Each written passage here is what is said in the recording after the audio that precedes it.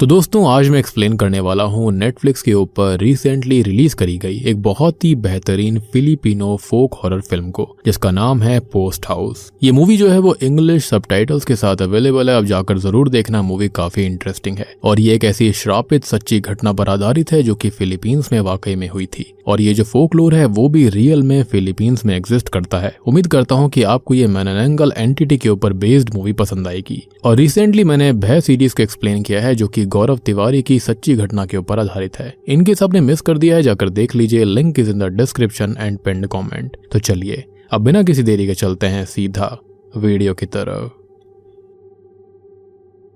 तो कहानी की शुरुआत होती है एक इंटरव्यू से जो कि रेडियो पर एक आदमी चला रहा होता है। इंटरव्यू के अंदर एड एंडरसन नाम का एक आदमी मौजूद था जिसका इंटरव्यू लिया जा रहा था एक खोई हुई पहली फिलीपीन साइलेंट हॉरर मूवी को लेकर, जो कि एड के दादाजी H.K. एंडरसन ने 1920 के दौरान बनाई थी। इस फिल्म का नाम था मानानंगल। अब इस फिल्म का नाम मानानंगल इसलिए है क्योंकि ये फिलीपीन के अंदर एक बहुत ही फेमस फोकलोर है, यानी कि बहुत ही खतरनाक एंटिटी होती है। लेकिन ये मूवी 1927 में कहीं खो गई थी। साथ ही साथ हमको बताया जाता है कि एड के दादाजी पर कुछ चार्जेस लगे थे क्योंकि इनकी वजह से मूवी की एक्ट्रेस जिसका नाम स्टेला था उसने खुद को खत्म कर लिया था। खैर इसी बीच हम एड को भी देखते हैं जिसके पास उसी फिल्म की रील्स थी और वो इस मूवी को रिस्टोर करना चाहता था। खैर अब इसी बीच हम एड के बेटे सिरिल को देखते हैं जिसकी आंख कुछ आवाज से खुलती है। वो नीचे आता है चेक करने के लिए, जहां पर वो अपने पिता के प्रोडक्शन रूम में जाता है, जहां पर वो एक बहुत ही भयानक सी स्पिरिट को देखता है। और ये इस मूवी का इंट्रो था। अब देखो, इस मूवी का नाम पोस्ट हाउस इसलिए रखा गया है क्योंकि इनका जो घर था ना, यानी कि सिरिल और एड का,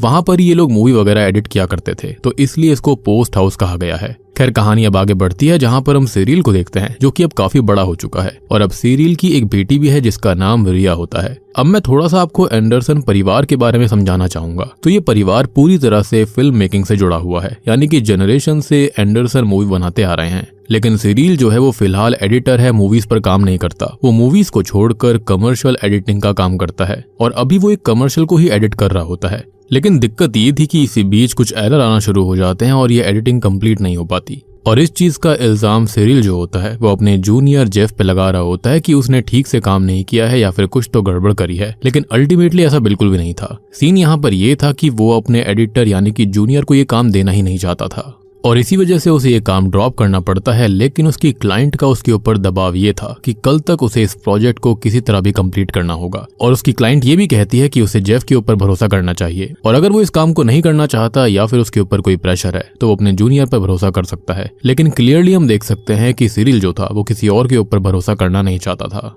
और यहाँ पर एक चीज और थी कि उसे कमर्शियल एडिट करने में कोई भी इंटरेस्ट नहीं होता, यानी कि उसको मूवीज ही एडिट करनी थी, सब कुछ करना था, लेकिन किसी वजह से वो ऐसा नहीं कर रहा होता। खैर ऊपर से उसके सारे काम भी बिगड़ रहे थे। खैर इसके बाद में हम सिरिल को उसके पोस्ट हाउस पर देखते हैं जहां पर सिरिल अपने पिता की फोटो देखकर उनको गाली दे रहा होता है क्योंकि वो अपने पिता से बहुत नफरत करता था। अब इसके बाद में वो काम करने लगता है कि तब भी हम उस खोई हुई फिल्म की एक क्लिप को देखते हैं जिसमें एक स्पिरिट को दिखाया जाता है, और ये वही स्पिरिट थी जिसे सिरिल ने बचपन में देखा था। वो स्पिरिट इधर उधर घूम रही होती है और फिर अचानक गायब हो जाती है, और एकदम से वो स्पिरिट स्क्रीन के सामने आ गई थी। जिसके बाद सिरिल की आंख खुलती है जहां पर उसकी बेटी रिया उसके सामने थी और वो अपने पिता से मिलने आई थी। और यहाँ पर हम रिया के एक इंटरव्यू को भी देख पाते हैं, या फिर ये कहें कि एक रील को देखते हैं जहाँ पर स्टूडेंट उससे काफी इम्प्रेस हो रखी थी क्योंकि वो एंडरसन परिवार से थी, और सब उससे पूछ रहे होते हैं कि उनकी मूवीज कब आने वाली है। लेकिन वो यही कहती है कि उसके पिता जो है वो मूवी वगैरह में काम नहीं करते और वो खाली कमर्शियल एडिट करते हैं, लेकिन वो खुद यहाँ पर मूवीज पर काम करना चाहती थी। अब रिया जो होती है वो फिल्म मेकिंग करना चाहती होती है, अपनी फैमिली की लेगेसी को आगे बढ़ाना चाहती थी। बेसिकली देखा जाए तो पूरा परिवार जो था उनकी यहाँ पर जो लेगेसी थी वो डाउनग्रेड होती चली गई थी। खैर अब रिया और उसके डैड आपस में बात करते हैं कि इसी बीच रिया अपने ग्रैंडफादर एड के बॉक्स को चेक करती है जिसमें से एक पूरी फिल्म रील निकलती है, और ये फिल्म रील उसी मूवी मानानंगल की थी। और इसको देखकर रिया काफी एक्साइटेड हो जाती है। वो अपने पिता को इस रील को असेंबल करने के लिए बोलती है, लेकिन उसके पिता इसके लिए राजी नहीं होते क्योंकि कई सालों पहले उसके पिता एड ने भी कोशिश करी थी और उससे ये हो नहीं पाया था। और आपको ये बात भी समझ में आई होगी कि जो सिरिल था ना, उसको ये स्पिरिट जो थी वो बचपन से दिखती आ रही थी, जिसके चलते वो इतना डर चुका था कि वो इस मूवी को एडिट नहीं करना चाहता था। खैर अब यहाँ पर एड जो थे वो इस रील को अपने बेटे के लिए छोड़ कर गए थे। तब रिया कहती है कि उनके हाथों में पूरी हिस्ट्री है क्योंकि ये फिल्म फिलीपींस की पहली साइलेंट हॉरर मूवी है जैसे कि नोसफेरातु थी। लेकिन उसके पिता उसे साफ इनकार कर देते हैं और उससे ये कहते हैं कि उसे कमर्शियल बनाना है, और ये सुनकर रिया नाराज होकर वहां से चली जाती है। खैर अब वो अपनी माँ से बात करने लगती है। यहाँ पर हम ये भी जान पाते हैं कि सिरिल और उसकी बीवी जो है वो साथ में नहीं रहते थे। मीनवाइल सिरिल अपने पिता के आखिरी मेल्स को देखता है जिसके अंदर मल्टीपल मेल्स थे और उसमें लिखा हुआ था कि वो जानता है कि वो इसे देख रहा है और तुम्हें रील्स को चलाना होगा, सारी की सारी रील्स को, और मैंने दोबारा तुम्हारी माँ की आवाज सुनी है और अब ये रुक नहीं रहा है और ये सब तुम्हारा है, गुड बाय।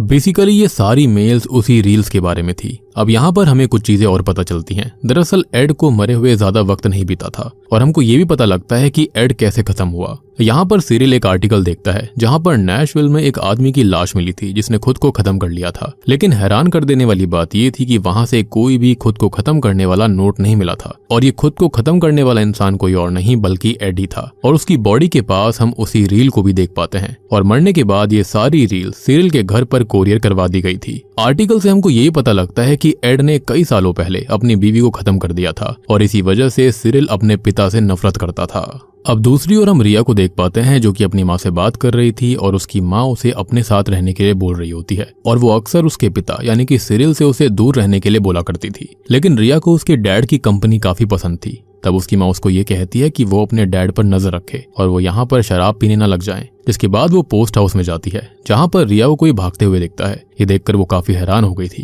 कि तभी पीछे से सिरिल का जूनियर यानी कि जेफ आ जाता है। जेफ उसके पिता का असिस्टेंट होता है और वो भी एक एडिटर ही था। दूसरी ओर हम सिरिल को देखते हैं जो कि उस पुरानी रील को देख रहा था और उस रील के अंदर वही मूवी की भूत भी होती है जो कि उसको बचपन में दिखाई दी थी। अब अचानक से वो सामने अपने उसी एंटिटी को देखता है और काफी डर जाता है, लेकिन वो अचानक गायब हो जाती है। ऐसा लग रहा था कि जैसे ये रील और मूवी श्रापित हो। खैर फिर वहां पर उसकी बेटी और जेफ आते हैं। अब सिरिल जो होता है वो जेफ से उस कमर्शियल के एडिटिंग के काम की प्रोग्रेस के बारे में पूछता है और अपनी बेटी से कहता है कि स्टूडियो की चाबी कहाँ पर है क्योंकि वहां से उसे मोवियोला लाना होगा क्योंकि अब वो उसके पिता के आखिरी काम को खत्म करेंगे, मतलब कि उस ओल्ड मूवी को असेंबल करेंगे और एडिट करेंगे। यहाँ पर मोवियोला असल में ओल्ड डिवाइस हुआ करता था जिसमें पुरानी मूवीज को एडिट किया जाता था। ये सब सुनकर उसकी बेटी रिया तो काफी खुश थी क्योंकि वो हमेशा से यही चाहती थी। खैर इसके बाद वो लोग स्टूडियो जाते हैं जहाँ पर एड भी काम किया करता था। रिया को हम बहुत ज्यादा एक्साइटमेंट में देख पाते हैं। खैर वो मोवियोला को लेकर बाहर आते हैं और एक स्टूडियो रूम के अंदर रख देते हैं, जिसके बाद सिरिल रिया से बात करता है। वो उसे अपने पिता के बारे में बताना चाहता था कि वो कैसे इंसान थे,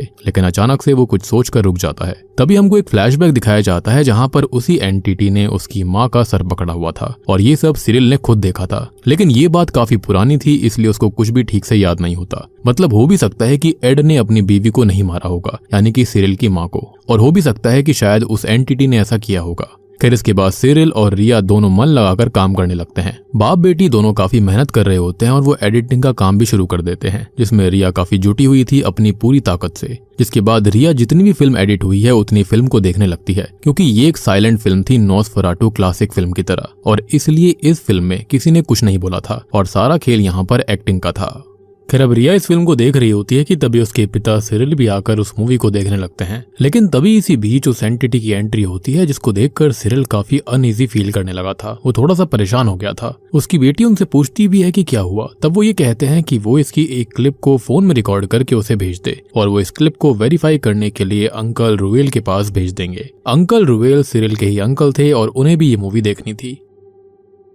लेकिन रिया कहती है कि वो इसे कंप्यूटर से डायरेक्ट भी तो सेंड कर सकते हैं। लेकिन यहाँ पर इस बात से सिरिल काफी चिढ़ जाता है। वो कहता है कि जितना बोला गया है उतना करा जाए। बेसिकली सिरिल यहाँ पर इस एंटिटी से डर चुका था। फिर इसके बाद सिरिल जब अकेला काम कर रहा होता है तब उसे पीछे किसी के होने का आभास होता है। पहले उसको लगता है कि वहाँ पर रिया होगी, लेकिन यहाँ वो हेलुसिनेट कर रहा था। अब वहाँ पर उसे अपने डैड एड दिखाई देते हैं जो कि उसे बातें सुना रहे थे क्योंकि बचपन में उसके डैड बहुत सख्त थे और वो उसे अपनी चीजों को छूने तक नहीं देते थे। ये सब हेलुसिनेट करते हुए वो थोड़ा सा डर गया था, घबरा गया था और उसके पास्ट का जो ट्रॉमा था ना वो ट्रिगर हो चुका था और इसलिए वो फ्रिज के पास जाता है वाइन पीने के लिए। जबकि यहाँ पर रिया की माँ ने मना किया था कि अपने पिता को वो रोके कि वो वाइन वगैरह ना पिए। खैर वहीं पर रिया और जेफ बैठे हुए थे। अब वो रिया को अपने साथ ले जाता है और जेफ को सख्ती से बचा हुआ काम पूरा करने के लिए बोलता है। और यहाँ पर मुझको ऐसा फील होता है कि शायद से हो सकता है कि इन आवाजों को और इन हेलुसिनेशन को दबाने के लिए सिरिल जो था वो हमेशा से वाइन पीता होगा, जिसके चलते उसकी बीवी उससे अलग रहती होगी।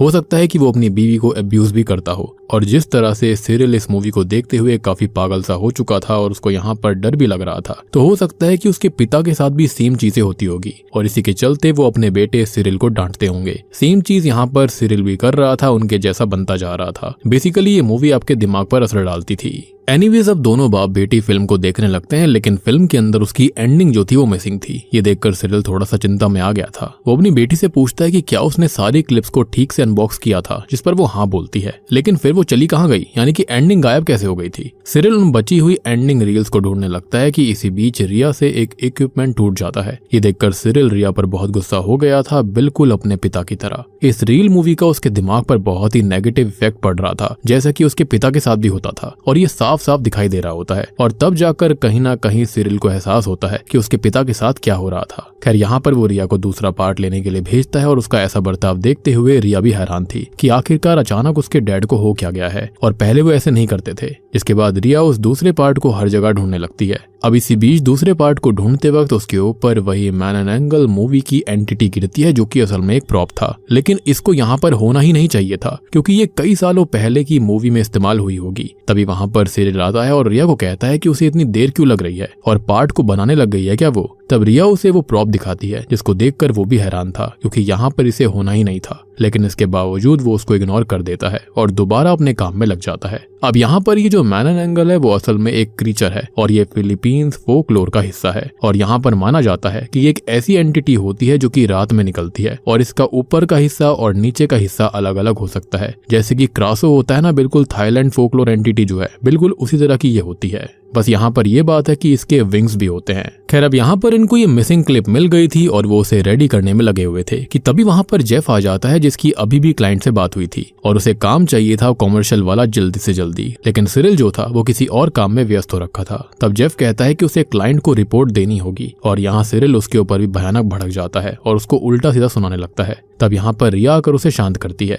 बेचारा जेफ यहाँ पर बिना मतलब ही गुस्से का शिकार हो गया था। खैर इसके बाद ये लोग फिल्म रेडी करते हैं और पूरी देखने लगते हैं, लेकिन अभी भी ये फिल्म पूरी नहीं हुई थी, उसकी एंडिंग अभी तक मिसिंग थी। ये सब देखकर सिरिल का दिमाग खराब हो चुका था। खैर इसके बाद वहाँ पर उसके अंकल रुएल आते हैं, जिसे सिरिल मूवी प्रोग्रेस दिखाने के लिए बेताब था। वो रुएल को लेकर आता है अपने प्रोडक्शन रूम में, जहाँ पर वो उसे वो रील दिखाता है। और यहाँ पर रुएल ऑलरेडी डरा हुआ था और वो उसे मूवी को छोड़ देने के लिए कहता है। वो कहता है कि उसे इसे जला देना चाहिए था, लेकिन सिरिल उल्टा उसी पर भड़क जाता है। तब अंकल रुएल ये कहते हैं कि उसके पिता ने भी उनके साथ ठीक ऐसा ही बर्ताव किया था जब उसने उनको मना किया था इस मूवी को आगे बढ़ाने के लिए। अब यहाँ सिरिल शांत होता है। तब रुएल ये कहते हैं कि ये मूवी रील एक डेंजर है। इसके बाद अंकल ये पूछते हैं कि स्टूडियो कहाँ पर है, और स्टूडियो का पता लगाकर वो उस तरफ जाने लगता है। अब यहाँ सिरिल उनके पीछे जाता है और रिया को वहीं रुकने के लिए बोलता है। सिरिल रुएल से ये पूछता है कि क्या चक्कर है, जिस पर अंकल रुएल बताते हैं कि ये फिल्म एक ट्रेजेडी है उनके परिवार के लिए। इस मूवी ने उसके पिता एड से उनका सब कुछ छीन लिया था, उसकी वाइफ छीन ली, उसका करियर सब कुछ छीन लिया था। अब यहाँ रुएल जो होते हैं वो यहाँ सिरिल से उस मैन एंड एंगल के कॉस्ट्यूम के बारे में पूछते हैं, जो कि उसे यहीं पर मिला था।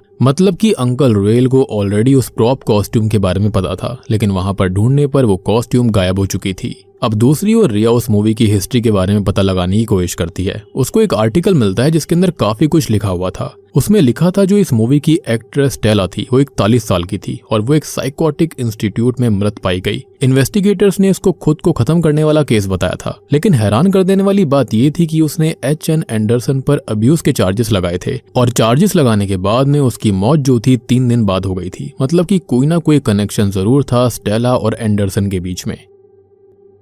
अब यहाँ जो स्टेला की लाश थी वो एक स्टाफ नर्स को मिली थी और उसके सर पर हैवी ब्लंट फोर्स के निशान थे, जैसे कि उसके सर को किसी ने बार बार दीवार से मारा हो या फिर पैनिक में आकर उसने ये खुद किया हो। अब काफी शॉकिंग चीज ये थी कि कुछ दिन पहले ही लोगों ने स्टेला को काफी अजीब हरकतें करते हुए देखा था, जिसके अंदर वो कह रही होती है द विंग्स वोंट फोल्ड, और ये काफी अजीब बात थी। और जैसे कि मैंने आपको बताया कि मैन एंड एंगल के विंग्स होते हैं, तो हो सकता है कि यहाँ पर वो उसी एंटिटी की बात कर रही होगी। खैर इंस्टीट्यूट के अंदर उसने बताया था कि एंग मैन एंड एंगल फिल्म की शूटिंग के दौरान डायरेक्टर एंडरसन ने उसके साथ अब्यूजिव बिहेव किया है और सेट पर साइकोलॉजिकल टॉर्चर जैसा एनवायरनमेंट हुआ करता था। और उसने अपने 2 दोस्तों को ये तक बताया था कि वो डायरेक्टर से डर रही है और उसे लगता है कि उसके साथ कुछ तो बुरा होने वाला है। और ये सब पढ़कर तो रिया भी हैरान थी कि इतनी डीप हिस्ट्री उसकी फैमिली की थी जिसके बारे में उसे कुछ नहीं पता था।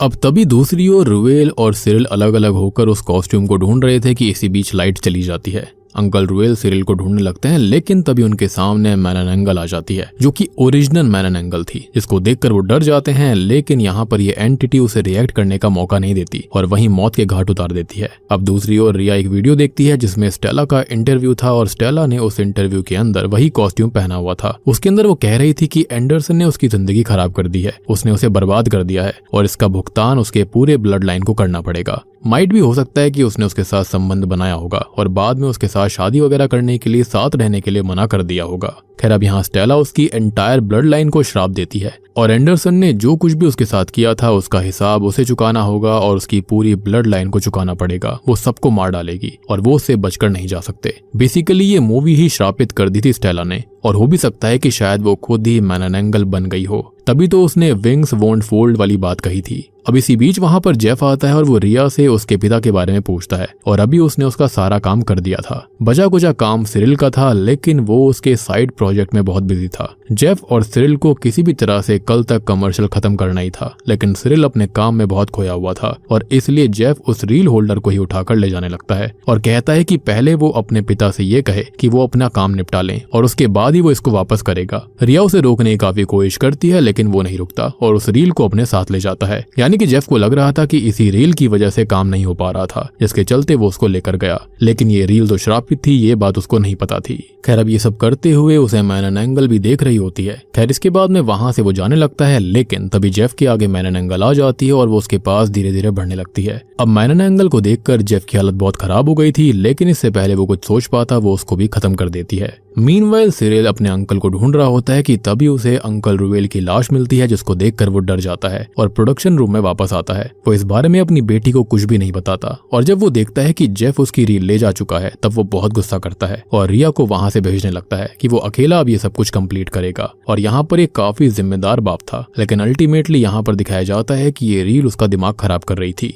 और अब आपको ये बात भी समझ में आई होगी कि आखिरकार इस रील को कोई भी खत्म क्यों नहीं कर पाया, मूवी कंप्लीट क्यों नहीं हुई, क्योंकि यहाँ पर स्टेला ने मैलन एंगल वाला श्राप दिया था। खैर अब रिया उसे सॉरी बोलती है, लेकिन उसे कुछ भी नहीं सुनना था, उसे तो खाली ये फिल्म कंप्लीट करनी थी और कहीं ना कहीं ये उसी कर्ज का असर था जो कि स्टेला ने पूरी ब्लड लाइन को दिया था, लेकिन इस बात से ये लोग अनजान थे।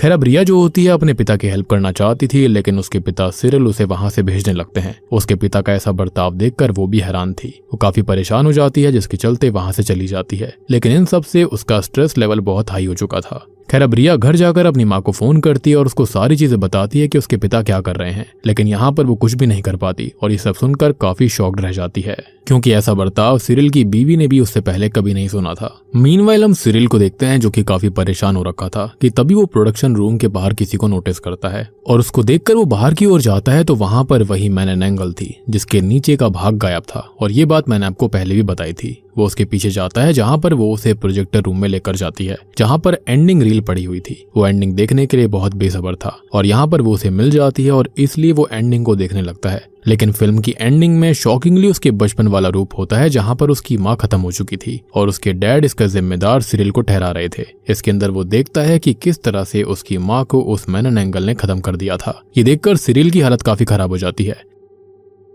यानी कि एड ने कुछ नहीं किया था, जो कुछ किया था इसी एंटिटी ने किया था। जिसके बाद हम रिया को देखते हैं जो कि पोस्ट हाउस के अंदर थी और वहां पर वो रिसेप्शनिस्ट के पास जाती है, लेकिन उसे ऑलरेडी मैलन एंगल ने मार दिया था। इन सबको देखकर वो काफी डर जाती है, लेकिन तभी उसे भी मैलन एंगल पकड़ लेती है। थोड़ी देर के बाद में वहां पर रिया की माँ आती है क्योंकि रिया ने उसे कॉल किया था और वो काफी टेंशन में थी, लेकिन उसको भी मैलन एंगल ने पकड़ लिया था। खैर अगले सीन में जब रिया की आंख खुलती है तो सेम चीज हुई थी जैसा कि एड और उसकी बीवी के साथ हुआ था। यहाँ पर रिया अपनी माँ की लाश को अपने पास देखती है जिसको मैलन एंगल ने मार डाला था। रिया के पिता वहीं पर मौजूद थे और उसे उसकी आवाज आती है, लेकिन वो दिख नहीं रहा होता और वो उसे वो हॉरर मूवी दिखाता है। अब वो यहाँ पर रिया से उसकी राय पूछता है कि वो इस फिल्म को बेहतर बनाने के लिए और क्या कर सकते हैं, लेकिन रिया शांत रहती है और फिर बोलती है कि उसे नहीं पता। वो उसको ये कहता है कि वो हर साल हजारों रुपये उसकी फिल्म मेकिंग ट्यूशन के लिए लगाते हैं और उसको इतना भी नहीं आता। वो उसे ये पूछता है कि वो बताए कि इस फिल्म को बेहतर कैसे कर सकते हैं, लेकिन रिया बहुत पैनिक करने लगती है। अब तभी एक सीन आता है जिसमें सिरिल रिया से कुलशॉफ इफेक्ट के बारे में पूछता है कि उन्हें कैसे कुलशॉफ इफेक्ट इस्तेमाल करना चाहिए इस सीन के अंदर, लेकिन रिया कोई जवाब नहीं देती। अब कुलशॉफ इफेक्ट का मतलब ये होता है जहां पर जो फिल्म की एंडिंग होती है ना, वहां पर ऑडियंस जो होती है उसका मतलब निकालती है सीक्वेंस ऑफ शॉट से।